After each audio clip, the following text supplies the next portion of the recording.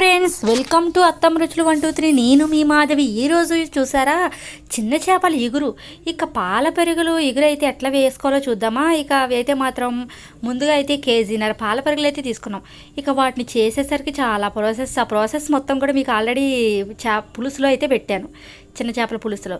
ఇక అయితే దానికి సరిపడా ఉప్పు, చిన్న చేపలని శుభ్రంగా కడుక్కొని సరిపడా ఉప్పు, ఇక కొద్దిగా పసుపు, కారం. మేమైతే కొద్దిగా కారం అయితే తింటాం కాబట్టి 3 స్పూన్లన్నర కారం అయితే వేసుకుంటున్నాం మేము. మీరైతే సరిపడా వేసుకోవచ్చు. కొద్దిగా ఆయిల్ వేసుకోవాలి.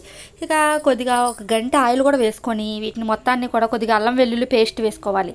ఇక కొద్దిగా అల్లం వెల్లుల్లి పేస్ట్ కూడా వేసుకొని బాగా కలుపుకోవాలి. చేత్తోనే నిదానంగా కలుపుకోవాలి మొత్తాన్ని కూడా. ఎందుకంటే ఆ చిన్న చేపలకి అల్లం వెల్లుల్లి పేస్టు, ఉప్పు, కారం బాగా పడితే టేస్ట్ అయితే సూపర్ ఉంటుంది అసలుకి. కానీ ఈ పాల పెరుగులు బాలెంతలు తిన్నా చాలా మంచిది, పాలు పడతాయి అనేవారు ఇదివరకు అయితే. ఇక బాలెంతలో కూడా చేపలు అయితే పెట్టరు, కానీ ఈ పాల పెరుగులు మాత్రం కన్ఫామ్గా పెడతారు. ఇక ఇది సీజన్ అనుకుంటా, పాల పెరుగులు బాగా దొరుకుతున్నాయి ఇప్పుడైతే మాత్రం. ఇక ముందుగా కళాయి పెట్టుకొని ఇక ఆయిల్ పోసుకొని, ఆయిల్ కొద్దిగా హీట్ అయ్యాక 2 ఉల్లిపాయలు అయితే కోసుకొని చిన్న ముక్కలుగా 4 పచ్చిమిరకాయలు కోసుకొని వేపుకోవాలి. ఇక అవి మొత్తం కూడా బాగా వేగినాక ఆల్రెడీ మనం ఉప్పు కారం పట్టించిన చిన్న చేపలు ఉన్నాయిగా పాల పెరుగులు, అవి మొత్తాన్ని కూడా ఈ ఉల్లిపాయల్లో అయితే వేసేసుకోవాలి. ఇక ఈ ఉల్లిపాయల్లో మొత్తం కూడా వేసేసుకొని ఇక నిదానంగా కలుపుకోవాలి. మరీ కలపకూడదు చేపల్ని.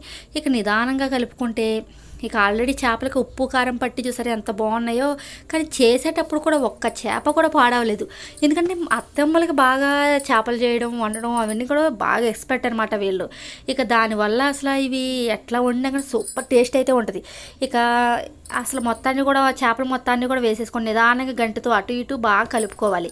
ఎందుకంటే ఉల్లిపాయలు అడుగున ఉన్నాయిగా, ఈ చేపలు మొత్తాన్ని కూడా బాగా కలుపుకొని మూత పెట్టుకొని ఒక 5 నిమిషాలు మగ్గనివ్వాలి.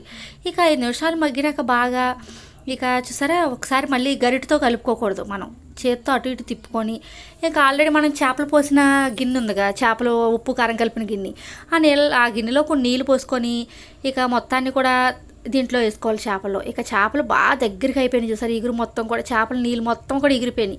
ఇక ఆ నీళ్ళకైతే చేపలు మొత్తం కూడా బాగా ఎగిరిపోయినాయి.